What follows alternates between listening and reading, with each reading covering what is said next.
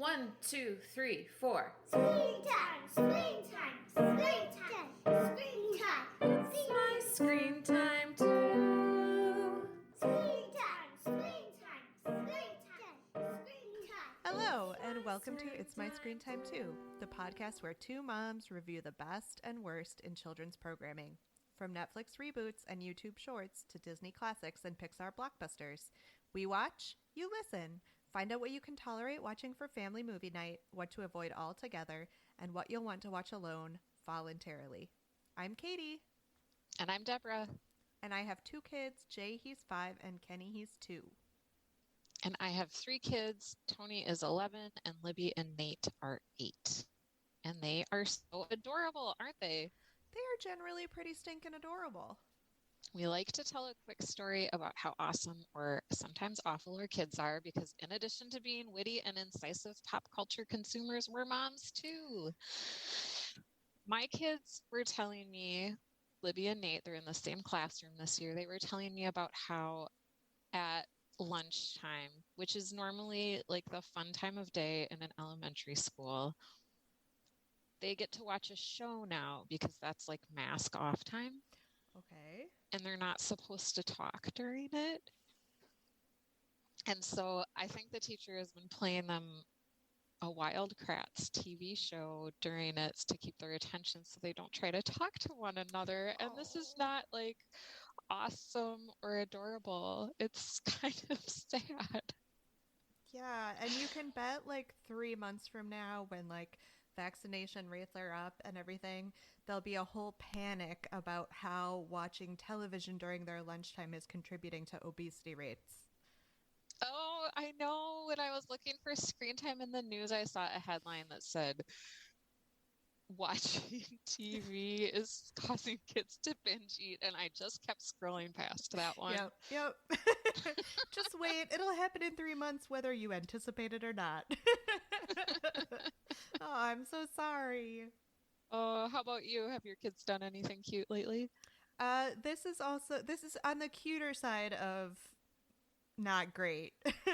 So Jay has been coming down to sleep in our bed more often, and his latest excuse is that he needs some water, which is a little silly because we leave a cup of water in his room.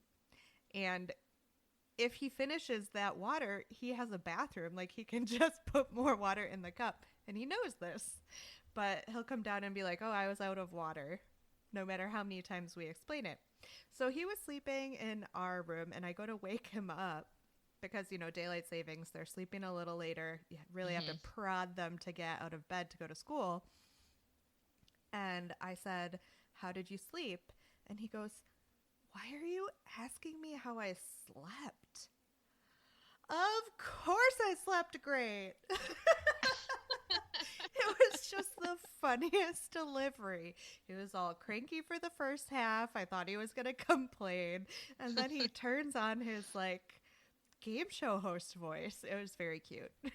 That's cute.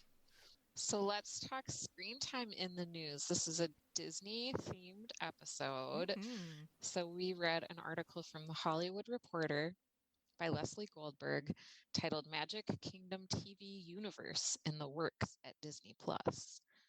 Ron Moore, who is the creator director of one of Katie's favorite shows, Outlander, recently signed a mega $1 million contract to develop like a universe of Magic Kingdom shows for Disney Plus. He turned down some other bigger dollar offers from other companies because he has a childhood affinity for Disney, which I thought is kind of adorable.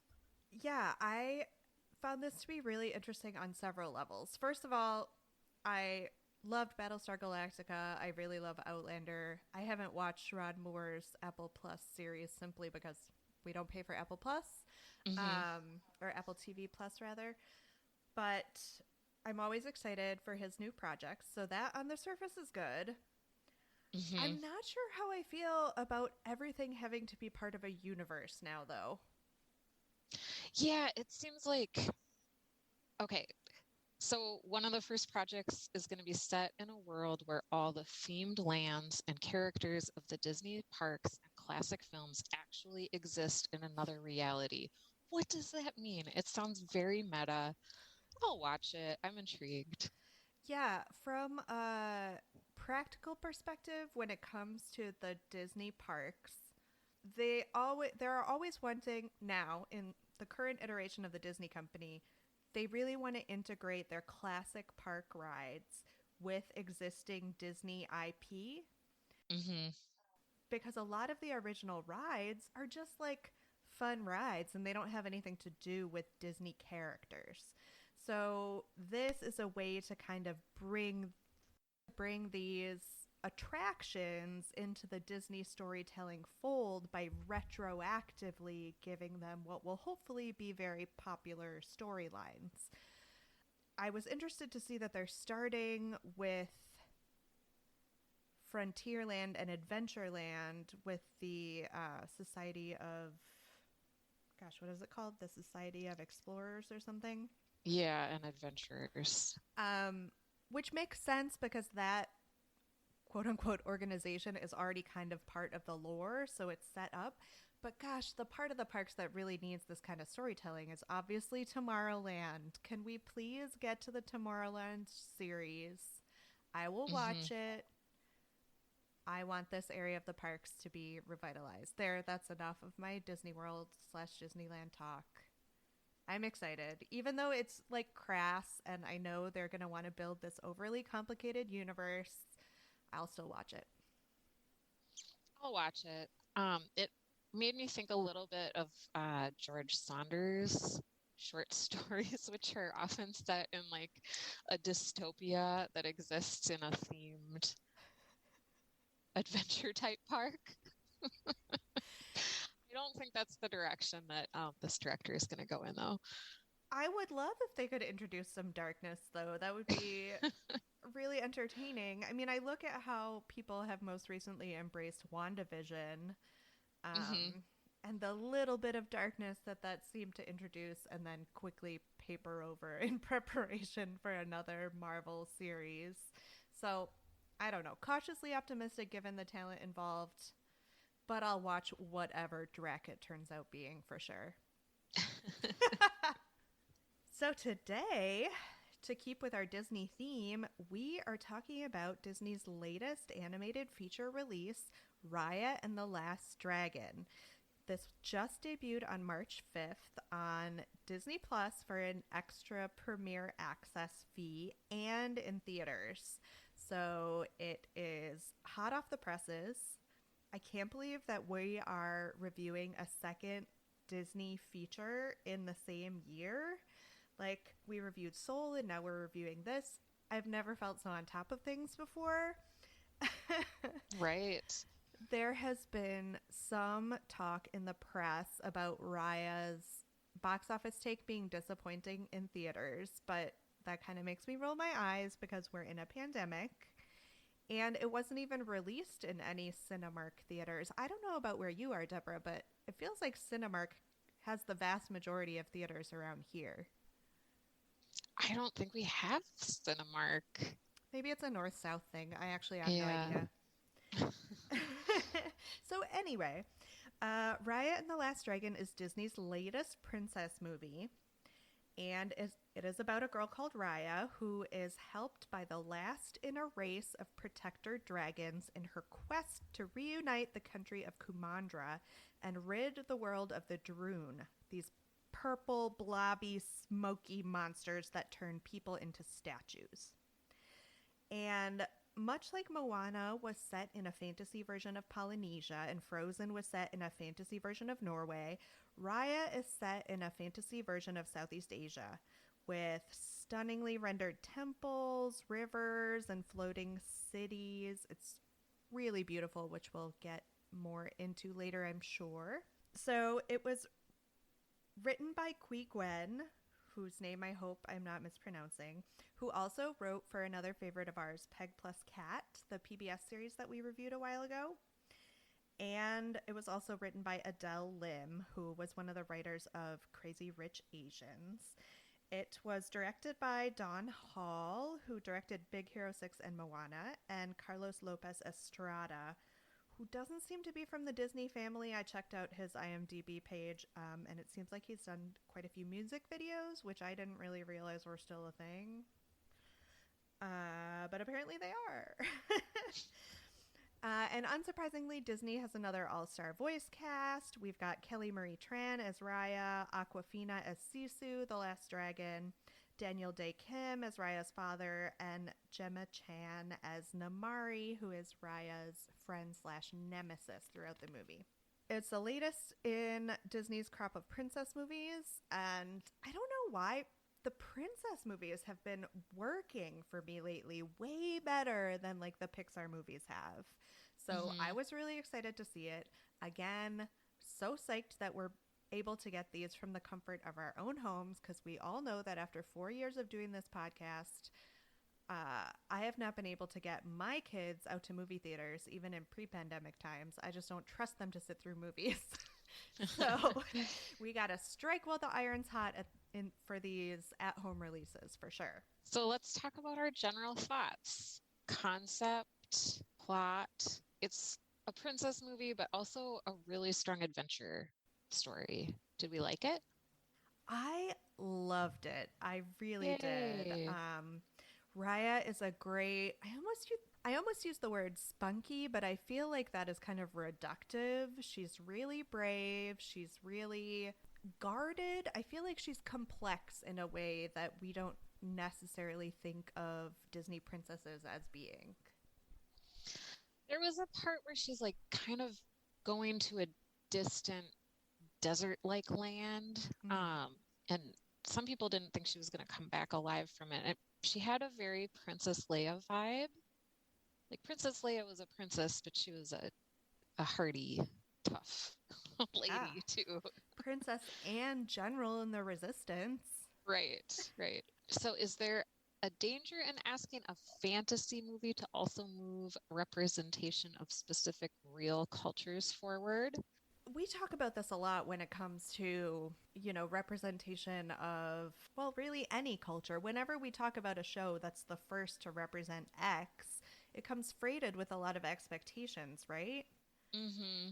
And essentially, the conclusion we always come to is you just have to like hold your breath and wait for there to be more than one to point to. And the first one to do it always gets pilloried a little bit for not doing it well enough. Mm-hmm. I thought that the aesthetics of this movie were really representative of what little I know about Southeast Asian culture. Like the beginning of the movie where it's like 2D animation, kind of reminds me of like quilts and contemporary art I've seen from that part of the world, and actually more like immigrants living in Minnesota creating that type of art. So I liked that. It felt like familiar to me, but I hadn't seen it represented in a mainstream movie before. Mm-hmm. But it was more than just Asian cultures. So you wrote in the doc that Kelly Marie Tran has come out in support of the theory that Raya had romantic feelings toward Namari. I cannot wait until Disney or like any other big children's media company can just rip this Band-Aid off. And it doesn't have to be up to like brave actors to be like, oh yeah, I agree with that interpretation. I want it to be overt, so we don't have to tiptoe around it, and like we can have representation without Disney also being able to be like, oh no, it's okay, that's not really what we meant. Like if you choose to take it that way, that's fine, but we didn't it's like, stop being on both sides of the fence here, guys. Just do it for real. Yeah, it was very subtle. It did occur to me when I was watching it that I was like, wow, this is a princess movie without a prince. And then I was like, well, maybe it's a princess plus princess movie, because there was it's a kids movie. It wasn't like sexual tension between the two protagonists, but it was like a attractiveness tension. Yeah, and their interaction when they were children, getting to know one another and becoming friends, if that had been a prince and a princess, they would have used that as a foundation for the fact that they would later fall in love and get married, you know? And they had a very Aladdin and Jasmine type of not getting along, but a love-hate relationship, I guess. I also found this quote by Idina Menzel because, you know, there was also talk of Elsa being a representational figure for the LGBTQ community because she didn't have a prince either. And so Idina Menzel said, I think it's great. Disney's just got to contend with that. I'll let them figure that out. And I can't wait for the day when they don't have to grasp for these figures. Like, let's just let people see themselves. Yeah, totally. So thoughts on the cast? All right, so you already know I really liked Raya as a protagonist. I love the whole aspect of her being like the whole point of the movie is she's super reluctant to trust people because the one time she trusted someone, it just went horribly wrong. So I just felt like that was a mature portrait of something a character could be going through beyond what we've thought of as our stereotypical princess motivations. I really liked Sisu, the dragon, voiced by pod favorite Aquafina. She was really good. And there was that animal sidekick named Tuk Tuk. So what is Tuk Tuk? Was he like, I couldn't tell if he was like an armadillo or if he was like an overgrown roly-poly bug. Yeah, exactly. He looked like a Was he roly-poly insect but or mammal? he had like a furry face, so that to me says mammal, but he rolled up like a pill bug, and I don't know, it's really cute. I found it successful, not over present to be annoying, but I did not like Tuk Tuk as much as Hey Hey if we're like rating Disney animal sidekicks. Hey Hey the brainless chicken from Yeah. Moana. Yeah. Hey Hey has a lot more comedic value. Yeah. I think they're both voiced by Alan Tudyk, though. Oh, funny. I think Disney just calls him and is like, can you make some grunts into the microphone for us? He's like, hey, okay, sure. So, who stood out to you in the voice cast? I will admit that I didn't immediately recognize Kelly Marie Tran's voice, mostly because the thing that I knew her from is the Star Wars franchise, and because they rudely sidelined her character for the last movie, I hadn't heard her in a while because I hadn't rewatched the newer Star Wars movies. It did occur to me to wonder whether this was Disney apologizing to Kelly Marie Tran for her horrible experience with the Star Wars franchise by being like, you know what's even more culturally enduring? A Disney princess. Here you go. Yeah. Yeah. But I thought she did great. Sandra Oh played Namari's mother, and she gets only slightly more to do than she did in Over the Moon. Yeah, it's interesting to see her in both of these movies because it's reductive to say that the Asian setting made me compare the two, but it did for better or worse. Yeah, well, and we just watched that too. Mm-hmm. So, what did you think about the look of the movie? It felt so weighty. Mm. You know, the sense of like precipitation being in the air but not falling? Mm-hmm. I got that feeling very tangibly from so many settings. Like the air feels wet, which I thought was really impressive. Yeah, I thought the colors were very saturated, Mm-hmm. which is maybe added to that feeling. Can we talk about Sisu a little bit? Yeah, of course. Okay, so when animators try to create dragons, I feel like it doesn't always work to have a friendly dragon because they're supposed to be like a really fierce creature. Jeremy and I were talking about it. He was like, yeah, she was like a snake bird more than a dragon.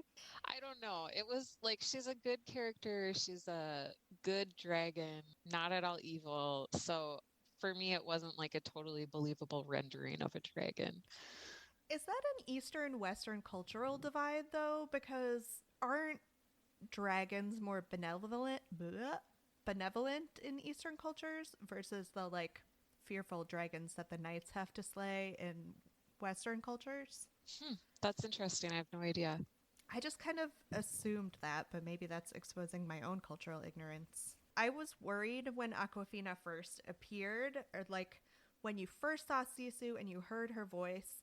I cringed a little bit inside because I was like, ooh, is she going to be like doing a Robin Williams as the genie shtick for the whole movie? But thankfully, I thought she moved past that. Either she moved past that or I got over it and I grew to appreciate her portrayal. But at first, I was definitely kind of like tensing up inside, wondering that she was going to just like lay it on too thick.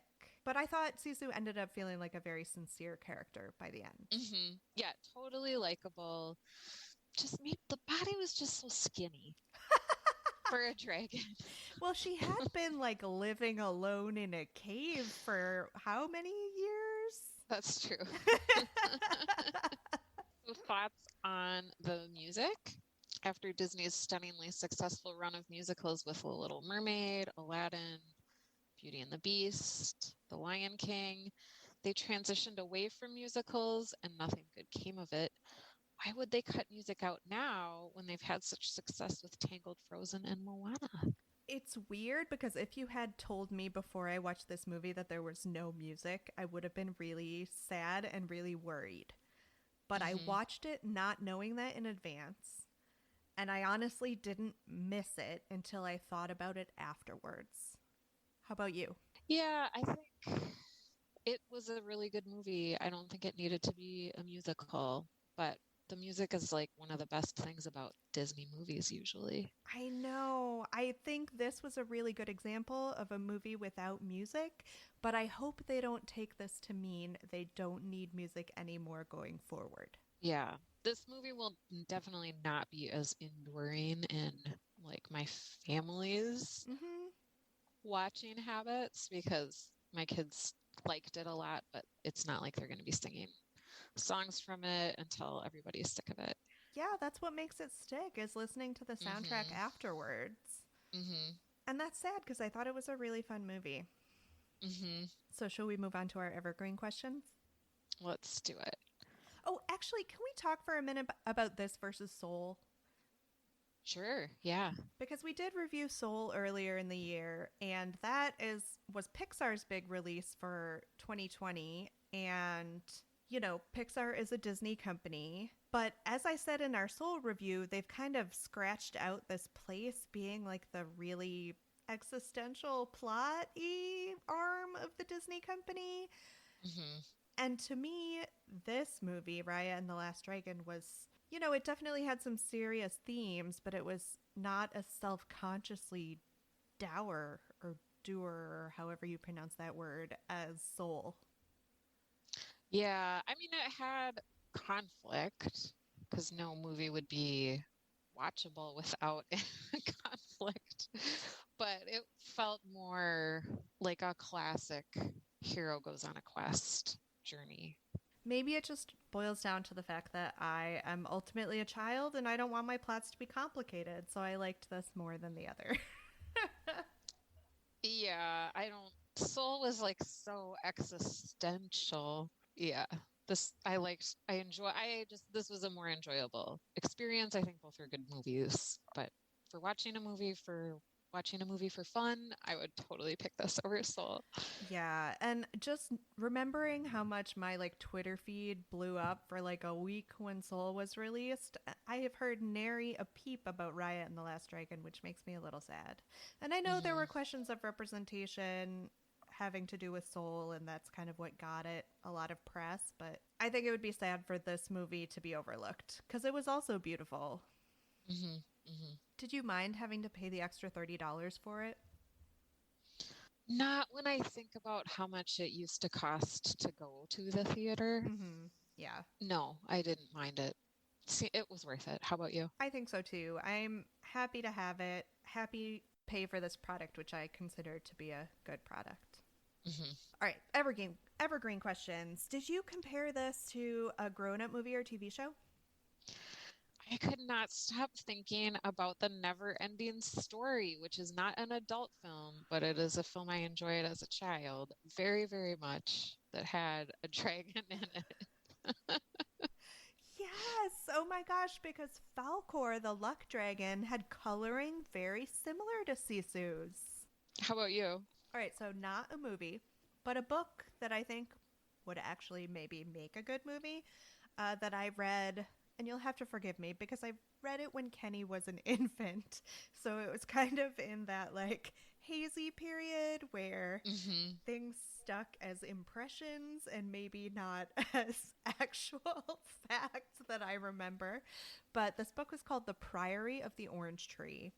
And it was kind of about, it's a fantasy book, but it was set in a world where there was this stark dichotomy between the Eastern culture that worshipped dragons and considered them to be these sort of benevolent protectors, and the Western culture that feared dragons and thought of them as a big threat. So that definitely came to mind when I was watching this movie. And it's a good book. I will try to link to it on our Facebook page. Okay. Did you cast the gritty HBO reboot? I have a total cop out for this because every time we watch an animated movie with a good voice cast, I'm like, yeah, I could totally just watch that live action. I would cast Michelle Rodriguez as Raya. She's I don't know tough. what she's I like it. been up to. I don't think I've seen her in anything lately, but I loved her back in the day in Lost. And also, I would cast Chloe Sevigny as Namari. I can't with her. I'm I've never been able to get on the Chloe Sevigny bandwagon. I find her insufferable. Oh, To me, she's right Um, up there with Lena Dunham, who I know you also enjoy. I do enjoy her. And then I didn't. Okay, what's the actor who played Glenn on Walking Dead? Oh, Stephen Yoon? Yeah. I would cast him as the dad, maybe just because he's been in Minari. Did you watch it? I haven't, but I have read a couple articles about it. Really looking forward to it. Was he nominated for an Oscar? I'm not sure. I haven't even looked at the nominations. That's how out of touch I am. And are we still doing award shows? I don't know. But yes. They're not fun to watch when everyone's at home. I know. I know. Do you think it was better when we were kids? Did we have any big, like, dragon movies? Well, the never-ending story. Yeah. Which holds up. Have you watched it with your kids? Not yet. It holds up. We watched it with Jay probably when he was too young to have seen it. Thankfully, I don't think he remembers it, or he might be traumatized. But it was still good. It wasn't like, you know how sometimes when you watch movies with your childhood, from your childhood, you have to just remember that you liked them as a child and they might be horrible now? It didn't have that feeling. Like, Oh, good. the effects, you know, we've obviously moved forward in terms of visual effects, but they're so analog that you almost don't like grade them on the same curve. So yeah, I would say recommend watching with your kids, but it'll probably be scary. I couldn't think of any dragon movies either. Yeah, this was better. And in terms of Disney princesses, like we had the classics, the Cinderella, the Snow White, and we had the more contemporary Ariel, who were all in the like Barbie doll mode of unattainable beauty and whiteness. And so this is really refreshing compared to what was available to us when we were children. And they are helpfully moving, at least incrementally, away from the stories being all about the princesses getting married and living happily ever after. Which is nice to see. Oh my gosh, there was this moment when Raya was looking at her father and she made this face that was just like the face that like Elsa makes when she sees like a phantom version of her mother, and her like eyebrows crinkled like she was smiling but she was about to cry. And I think that is my favorite modern Disney animation face. It's just so relatable, like the happy tear face. Yeah. Do you think you'd ever watch this alone voluntarily?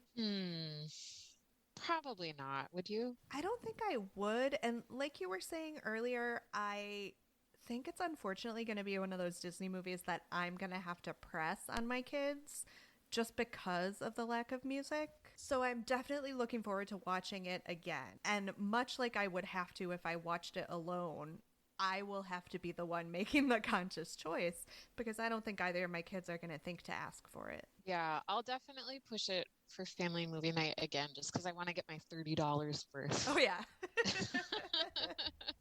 And it has a lot of good fight sequences too. So I feel like for me, it's a good trade off when Jay is like begging to watch something like Power Rangers or something that I don't care for or I don't consider to be appropriate. I would happily reach for this as an alternative that I find acceptable. So with that in mind, 10 seconds on whether it's good for our kids, I kind of just answered that. What do you think?